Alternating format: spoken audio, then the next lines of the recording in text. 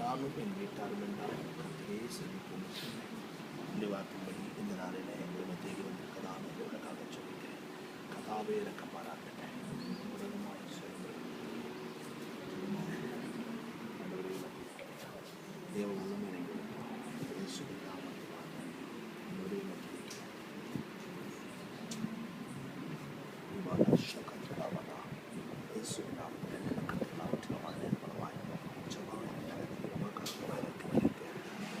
கத்திர உதவிச்சையா, கத்திர உதவிச்சை.